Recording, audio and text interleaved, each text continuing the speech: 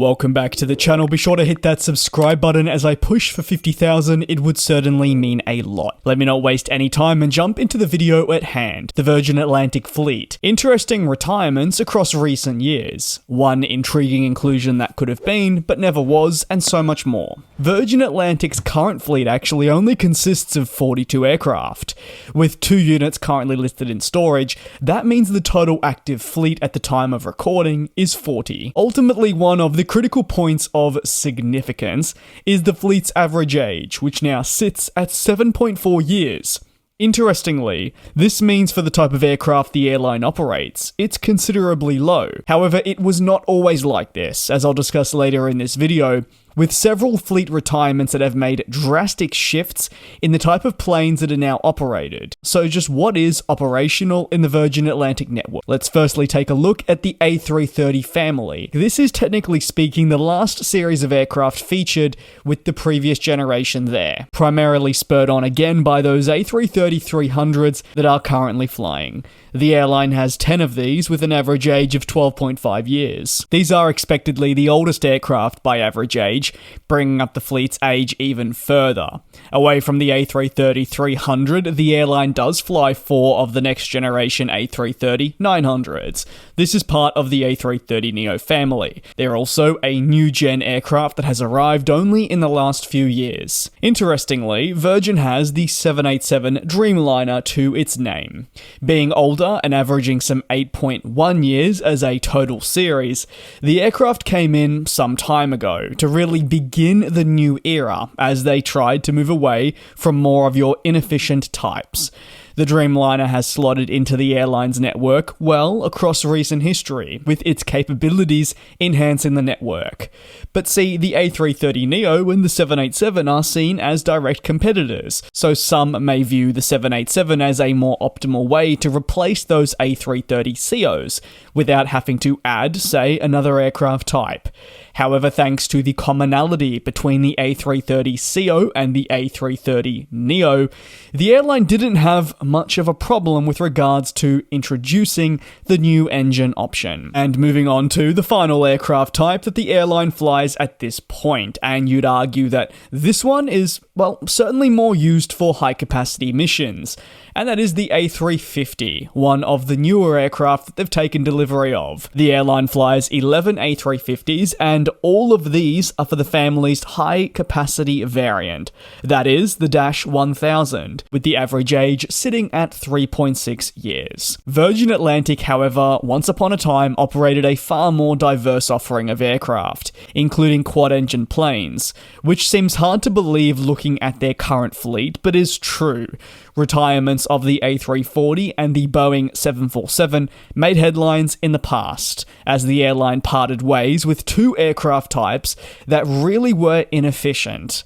Additionally, decisions came as the carrier looked to massively lower related operating costs. It was deemed that it would be able to achieve all the things it wanted to with your next generation twin-engine planes.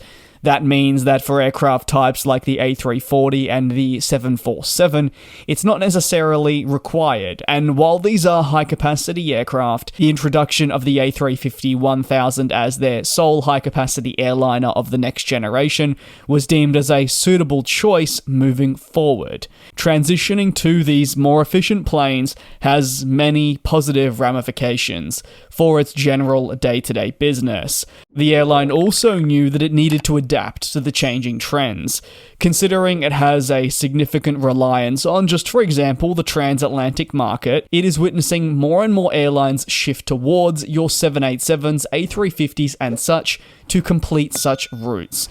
So, Virgin Atlantic just doesn't want to be left behind. There are greater benefits to utilizing these aircraft, and retiring the A340s and 747s allowed Virgin to optimize their network and truly better align capacity with demand. A bit of an odd saying, it may seem like a simple strategy, and it is, but the thing also is it can be proven difficult when you're operating inefficient quad-engined aircraft. The The retirement of these aircraft types that I touch on was definitely a sad one for aviation enthusiasts, and no doubt for those watching in the United Kingdom, saying goodbye to these planes marked, yes, the beginning of a new era for the airline, but also the departure of one that they had relied on for so long. That being said, as one door closes, another one opens, and the opportunities that these three next-generation aircraft types have brought along seem to outweigh the sadness felt over removing these planes.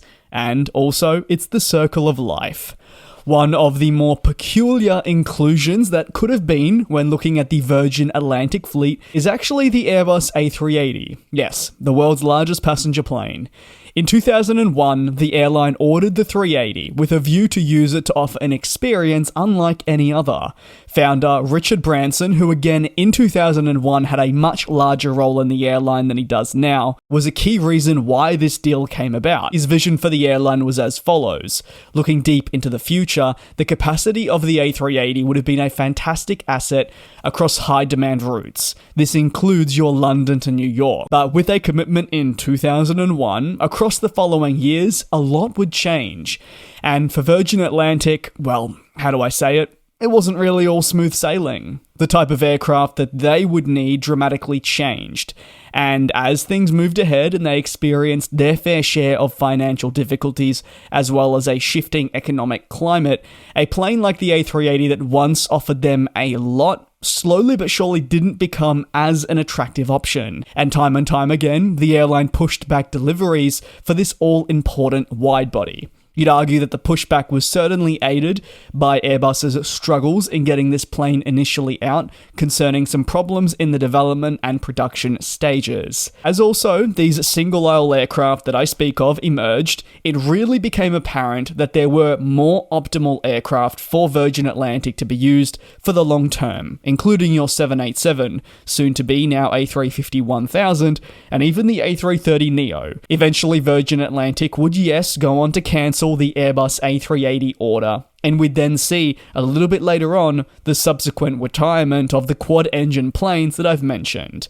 This would really cement the airline's fate of leaving behind 4-engine planes for twin engines, and allow it to seamlessly transition into a new era. For an airline that has such a status, it does only have 42 aircraft to its name. Many more can be listed as historic, but one of the interesting things about the fleet is just how many next-generation aircraft are present within it. Whether it is spread across your Dreamliner 350 or 330neo, each aircraft has an important role to play, and they will be around for not just a decade, but multiple. That is the direction Virgin Atlantic believes it should be heading, and it will see the positive ramifications that should come from it. Now it's over to you. What are your thoughts on Virgin Atlantic and strictly around their fleet? You can let me know your thoughts down below in the comments. I greatly appreciate your support. Do take care, do also be safe. Be sure to subscribe to the channel if you are new, and I'll see you in a couple of days for more aviation analysis like this. And we'll fly.